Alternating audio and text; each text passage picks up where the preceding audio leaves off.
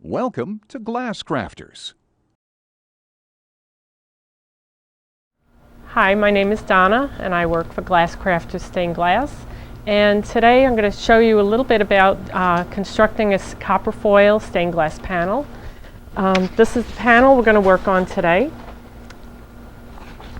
And I'm going to tell you a little bit about the whole process. The first thing is about cutters. And we usually use a carbide glass cutter. There are a couple of different ones. These have a little wheel on the edge that has to move. If the wheel does not move, the cutter is no good to you. Some of these cutters are made so that you can put oil in them, or what you can do, like I do, I have a can that has cutting oil in the bottom and I keep my cutter in here all the time. And that keeps the wheel lubricated. So when you're doing your glass cutting, lots of different ways you can hold your glass cutter. You can hold, especially a pistol grip cutter, you can hold it like this. You can hold it like this with your hands if you have trouble with your hands. There's a pencil grip glass cutter. You can hold it, the traditional method is in between your fingers, or you can hold it like a pencil, whatever is comfortable for you and whatever gets the work done. Okay, I happen to use an older cutter. This cutter handle is probably at least 30 years old, but I happen to like the feel of this one.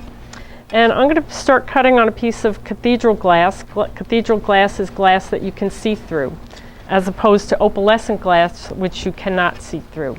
Okay, Cathedral glass gets its name from, used to be in the cathedrals, and this is machine-made glass. And it has a rough side, rough texture, and I'm always going to try to cut on the smoother texture. So what I'm going to do is put some pressure in through my hands, my arm, pull the cutter towards me, and go right off onto the cutting surface. Okay, so I have a score line here, and you can use your cutter. You'll learn the pressure that you're going to need on here. Sometimes, if you're really pressing down, that's score line. You've pressed too hard, you've applied too much pressure, you'll see little shards of glass coming up at you, and the glass score line is very, very obvious to you. You don't want those shards coming up at you. Okay, so when you go to break your glass, what you're going to be doing is applying pressure on either side of the glass. You want to hold your hands in fists. You don't want to grab the glass with your fingers here. Always want to grab it in fists and pretend that you're breaking a thick piece of dark chocolate, so it's up and away from you. Okay, so I'm going to start cutting out my pattern. This has some curves in it. A couple of straight lines also, so I'll show you how to do that. I'm using a marking pen, and I've made my pattern on, it's almost like manila folder paper. It's a nice paper to use as your pattern because you can reuse it. And you'll notice every once in a while I dip my cutter into my cutting oil just to lubricate the wheel a little. I'm going to break this down a little bit. Since I have some straight edges, I'm going to use a straight edge guide. And when you're using this, you have to allow for the thickness of the wheel, the distance of the wheel to the edge of the cutter. So I'm lining this up, not applying pressure, because again, I don't want to go over my score line more than once.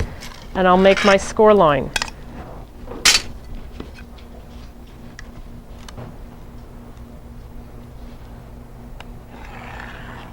Lining that up, pulling the cutter towards me, and breaking that piece off.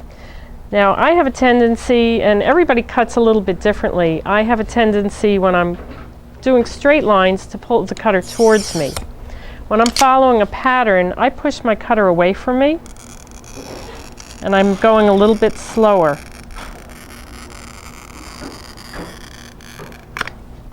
Okay, now something like this I can probably break in one piece. If you have pieces of glass and you have fairly deep curves in them, and we always want to have a dustpan and broom next to us to get those little shards off the table.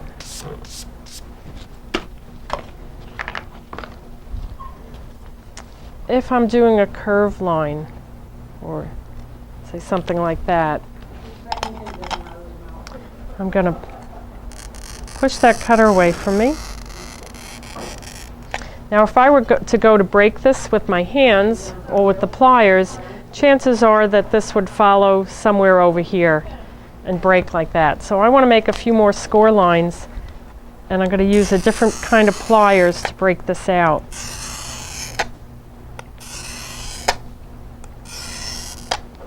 These are called curved jaw grosing pliers. They have a flat jaw on the top, curved jaw on the bottom, and there are some little notches inside. Now these are pretty old, but they're nicely worn in. What I'm going to do is grab the glass, again fingers out of the way. I'm going to put this up against my score line, and I'm going to snap that piece off.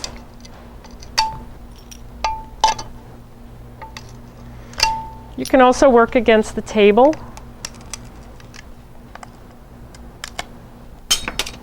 or you can even sometimes brace the glass up against your hip. What I'm doing is giving it a little snap and breaking each piece off. Now these curved jaw grosing pliers, they have two purposes: to break the glass, and they're also used for grosing.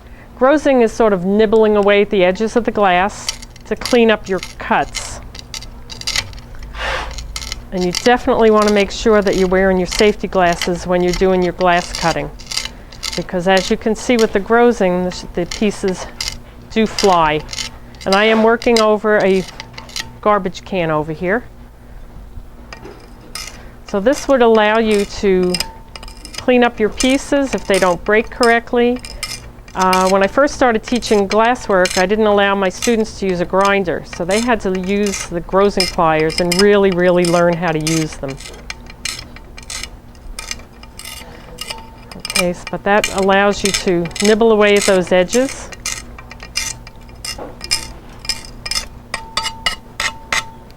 Okay, so that's using the grosing pliers, and again we have the running pliers or the snappers that we can use. One other thing I want to show you is the strip cutter. Strip cutter is nice to use, say you're making this pattern. It's good for making long, narrow strips, all the same size. It's good if you're doing anything like a lamp that has grid work, picture frames, boxes, anything like that. So this is your strip cutter. It has a circle cutter attachment that goes on to it also. And right now I'll be showing you the strip cutter part. This has different cutting wheels on it. When one wears out, you can switch it around till you get another one. And what you want to do on this, and I'm left-handed, so those who are righty, you'll be doing it on the other side. You want to set this up so that for whatever size strip you need, tighten that up. And what you do is just put your fingers here, press down on the glass cutter, and pull the cutter towards you.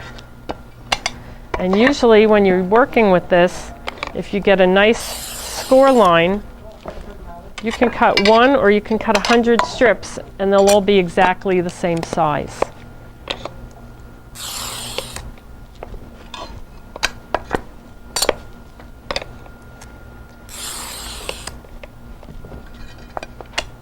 Okay, all the same size. So if you're doing, again, grid work lamp, strips for here, you can use the strip cutter for it. You can also cut squares. If I wanted to do something that was a different color, say for my corners,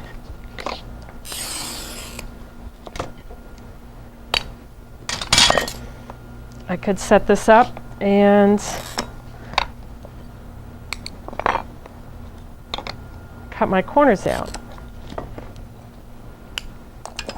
Could also set up a lot of these. And usually when I do this, I have a right angle next to me so that they don't tilt, but I'll go a little slow. They have a tendency to tilt when you do them. But I'll go a little bit slower. And you could cut a bunch of these at one time.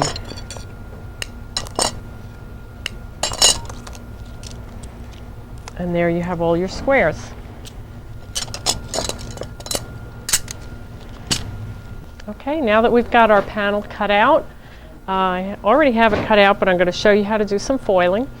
One thing that's really important with foiling is to use a pair of pattern shears. Pattern shears are a special kind of scissor that takes out a piece of paper when you're cutting them. Okay, tendency when you're doing stained glass work, everything comes out a little bit bigger than you want it to. So the pattern shears just take out this piece of paper that allows for the thickness of the foil, 2 pieces of foil in between the glass. Now there are different kinds of shears. These are for foil, these are for lead work. With the lead work, they take out a bigger piece of the pattern paper to allow for the heart of the lead. So you can see it a little bit smaller on here. It takes out usually a 32nd of an inch, and this takes out a 1/16 of an inch. Okay, and that just gives you a little bit more room to work with. Now the types of foil that we have, the 3 most common types of foil sizes are the 3/16, 7/32, and 1/4 inch. And out of the 3, the 7/32 is the most common, and we sell lots of this on our website and in the store. 7/32 is always the one that's a little bit easier for a beginner to start working with. A lot of times people think the 1/4 inch is easier because it's wider, so there's a little more room for error, but I find the 1/4 inch is a little bit harder because you have a wider line that you're going to be soldering. And we're going to get up to that in a little bit when we start soldering. Now also with the foil, the most common type of foil is the copperbacked foil. And the copperbacked foil has copper on both sides. Okay, and this you would be using for most of your stained glass work if you're using opalescent glass, or if you're using clear glass and you're going to use a copper patina. The patina changes the color of the solder after you finish your panel. So you have to sort of think ahead, how am I going to finish my panel? I'm using clear glass, or glass you can see through, so I'm going to use black back foil because I am going to patina this black when it's all finished. And if you were leaving your piece silver, there's also a silver backed foil. Okay, so I'm going to use the black backed copper foil, 7/32 on these pieces. And I'm going to take my piece and I'm going to stick it, start about a ½ an inch away from the edge. I'm going to look right down at the foil and I'm going to start wrapping it. I don't want to handle too much of the foil because it does have an adhesive back on it, and I don't want that to lose its stickiness.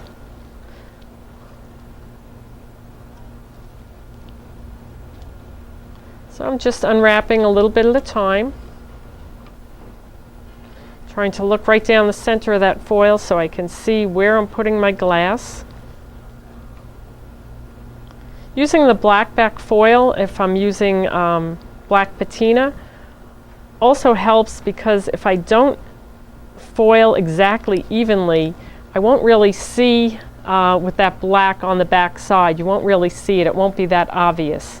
Okay, I've cut my foil right before the end, and I'm going to push my foil down.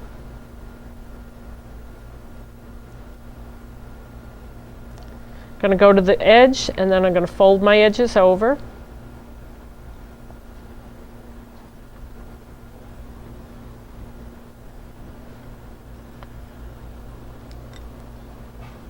Then I'm going to do what's called burnishing. Burnishing is pushing your foil down so that it doesn't pull up. So you're going to go over the front and back of it. Sometimes you can even go over the edges of it here, which I don't normally do. Usually it's enough to just burnish the front and back of the piece. And one thing that's really important when you're foiling is if you have a little edge right here that you haven't foiled completely evenly, I call it a little tail. You want to just cut that off with an X-Acto knife, because if you leave that on there, it stands out like a sore thumb when you solder your piece. So that's our foil piece. Okay, so we've got our pieces finished. They're foiled, they're ready to go. I'm going to just place these into my panel. You can see everything's a little bit tighter now. That foil did add some room to those pieces. So I want to get everything set, make sure it's all set for soldering. And I am going to start my soldering. Again, make sure you're wearing your safety glasses.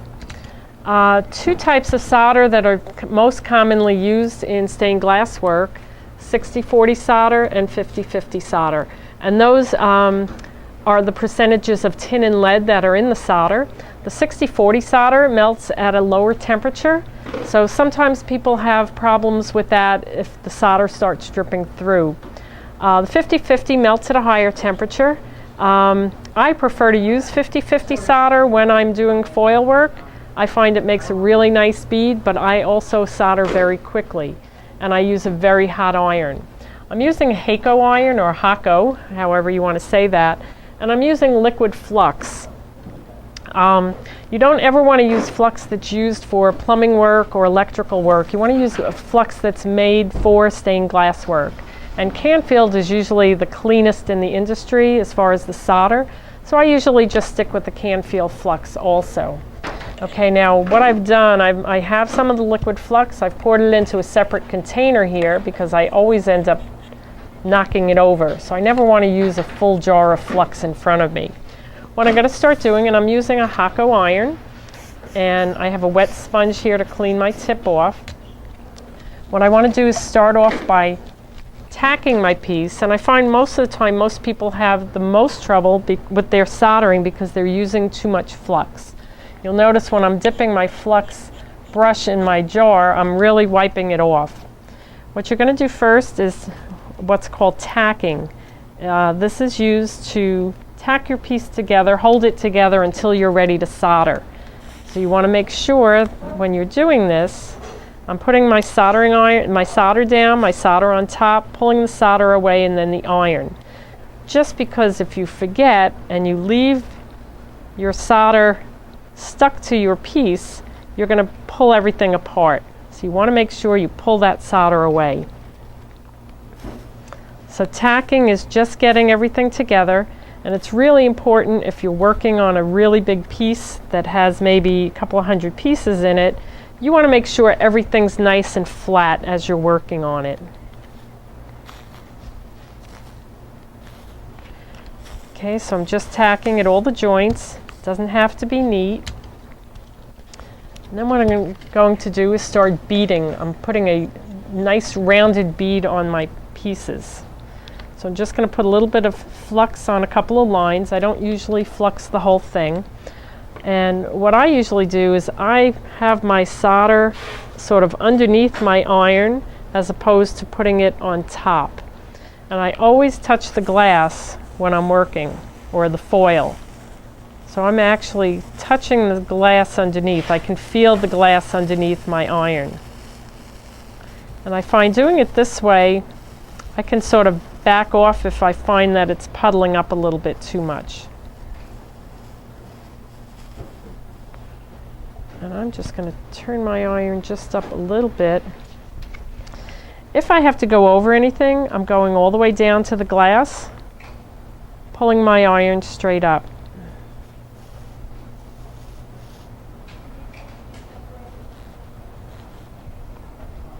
So I want a nice rounded bead.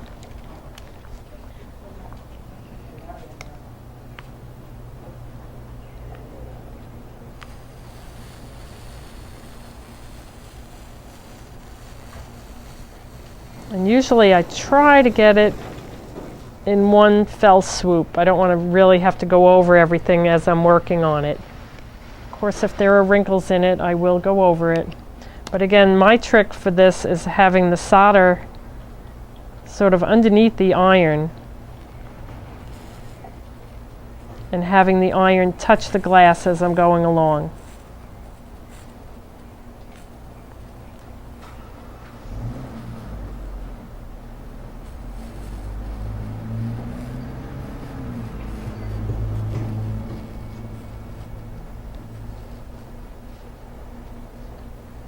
I'm going to show you just the 60-40 also. I've been using the 50-50. And I'm just going to go over this a little bit to get some of the wrinkles out on here, because I'm just going to show you what it looks like if there's no flux on it. It's really, really gummy. The flux allows the solder to adhere to the foil. So you'll know when you forget to put that flux on there.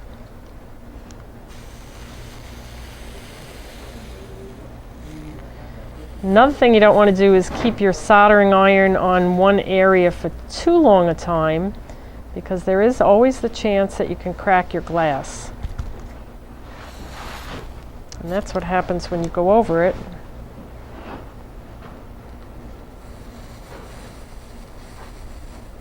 Now if you find that you put too much solder on that, and that's another thing, a lot of people put too much solder on their pieces. You can move that over a little bit.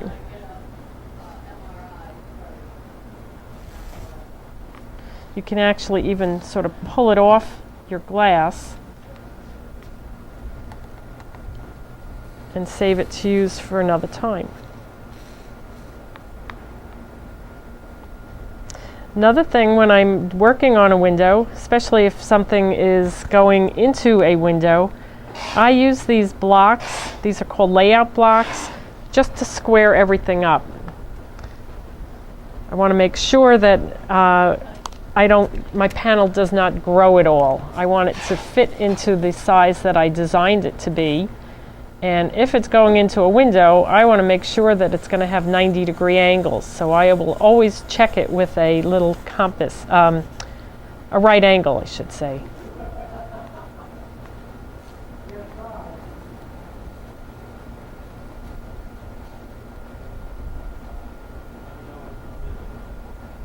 So again, if I have to go over anything, it's all the way down to the glass and pull the iron straight up.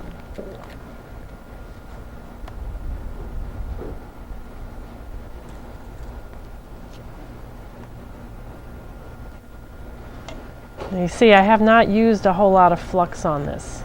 That's the one side. Okay, we're going to start working on the back side now. I see one little spot that I'm going to trim down here, because again that sticks out like a sore thumb.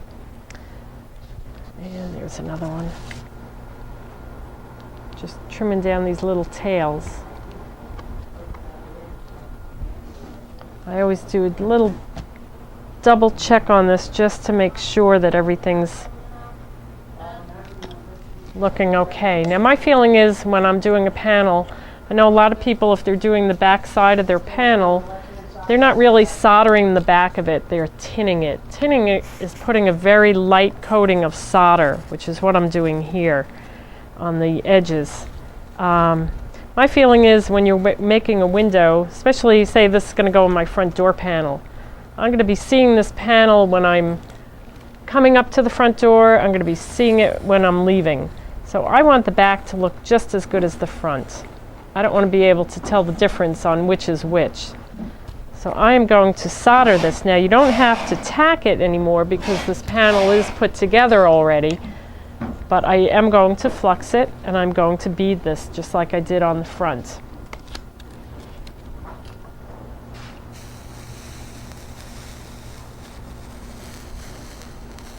Alright, so we have our panel. It's basically finished. And this one is in Cathedral glass. This one is not patinaed. This is what it looks like when it's soldered. So it's silver. And if I were going to leave it like this, I would have used silverback foil. And I want to show you what one looks like when it's finished. This one is made out of opalescent glass you can't really see through. So we've got the two different panels, two different looks, same little panel, very simple but completely different. Now this one has black patina on it. And the reason that I like using black patina, when you look at this panel, your eye is drawn right to those solder lines. And most people have the most trouble, I think, with their soldering. They're not real happy with it. So when you look at a panel that hasn't been patinaed, your eyes are drawn right to the solder lines. Those are really sort of the focus of the panel. On this particular one, this one has black patina on it, and that's done at the very end after the panel is completed and washed. The solder lines sort of recede into the background, and the glass is the focus of the panel. So depending on what kind of design you're doing, if you want those lines to be the focus of your project, then leave it silver. But I prefer the black because it does make the glass stand out more. And that's it, our two different panels: opalescent glass, glass you can't see through; Cathedral glass, glass that you can see through.